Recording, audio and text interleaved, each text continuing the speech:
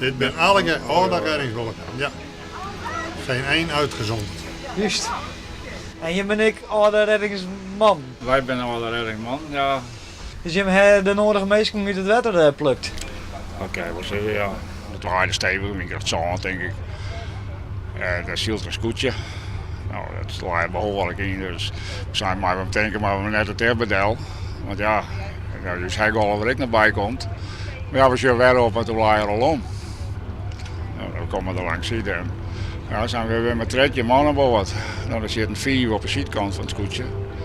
En de rest die laai al uit het water. Hey, kom. Aan boord. Ja.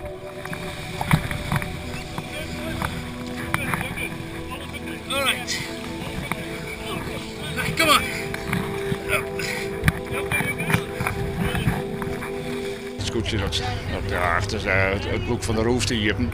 Dus uiteindelijk staan ze aan vol water natuurlijk. En toen kon die meisjes die weer zo onderkoeld al, hij zat vol met water in de kleren, er zit geen zwemvest om. Dus die kon al zelf net maar uit het water bij komen. Gotcha. On the hand. Alright. Come on.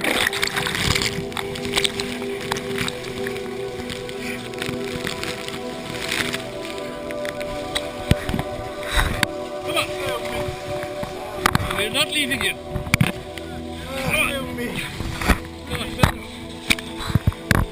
Come on. Yes. Very good. Hey, pack him on.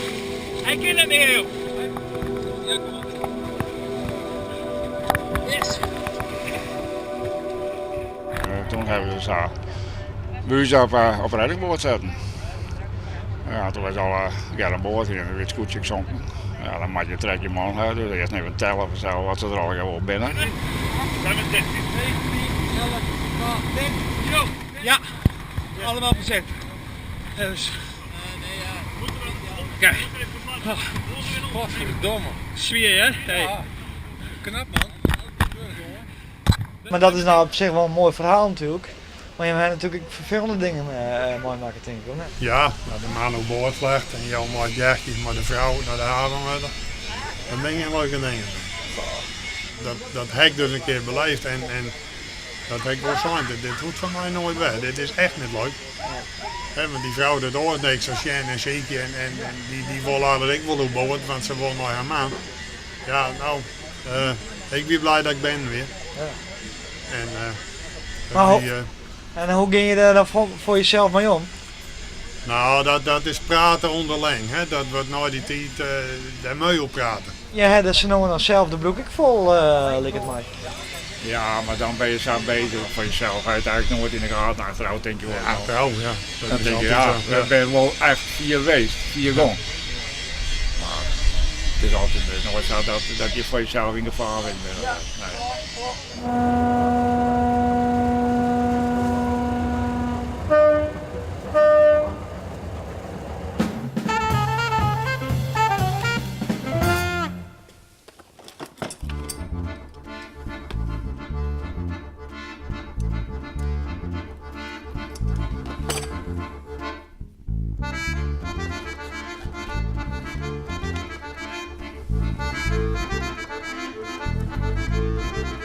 Kijk, dan probeer ik hier die aantal oranjes en dat lichte probeer ik nu een beetje bij elkaar te krijgen, zodat er toch een beetje al de basis erin zit. Ik doe dat vanaf een foto, want vaak dan weet ik niet precies hoe ik de compositie wil hebben. En dan liggen die mandarijnen, die liggen daar soms dan dagen, weken op tafel zonder dat ik weet wat ik ermee moet. En dus vaak maak ik er heel veel foto's van wat ik wil. De kunst is dan weer dat je het zodanig schildert dat het niet een foto lijkt. Hè? Van, hij heeft het van een foto geschilderd. Nee, dat moeten we eigenlijk niet hebben.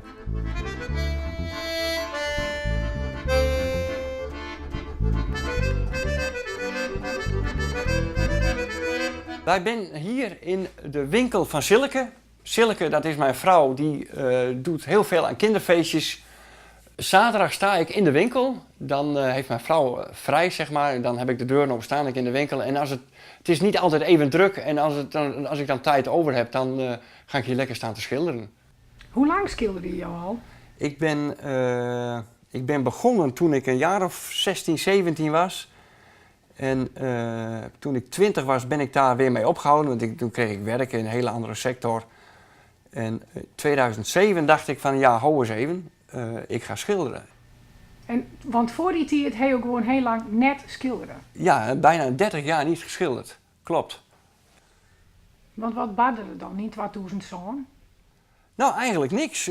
Het kwam gewoon, ik dacht van ja, ik moet weer eens gaan schilderen. Dat sluimerde al wel een beetje. En dan denk je, ja, je kan wel wachten totdat je met pensioen gaat. Maar nee, dat duurt mij te lang. Dus ik heb gezegd, nu gaan doen. Wat voor schilderij hebben we hier? Nou, dit is een schilderij van Maxima. Een enkele keer waag ik mij aan een portret, maar dat is toch weer heel wat anders. En het is ook veel moeilijker, want vooral de ogen, hè, als de ogen goed zijn, dan is eigenlijk het portret al gelukt. Maxima is wat dreger als het was. Ja, dat is wat anders dan een paar mandarijntjes. Dit is een zelfportret. Het was 's avonds heb ik die foto gemaakt met een zelfontspanner, met één spot op mij gericht. Toch een beetje dat Rembrandt-idee erachter willen hebben. En een donkere achtergrond waarbij ik zelf daaruit stap. Elke schilder moet een keer, of minstens één keer, een zelfportret hebben gemaakt. Ja, dat vind ik wel. Waarom? Dat kan ik eigenlijk niet vertellen, maar ja, dat hoort eigenlijk zo. Je moet jezelf ook kunnen schilderen. Ja. Dus nu ben je een echte schilder? Ja, in dat licht gezien, ja, dan ben ik een echte schilder. Ja, zullen we het daarop houden?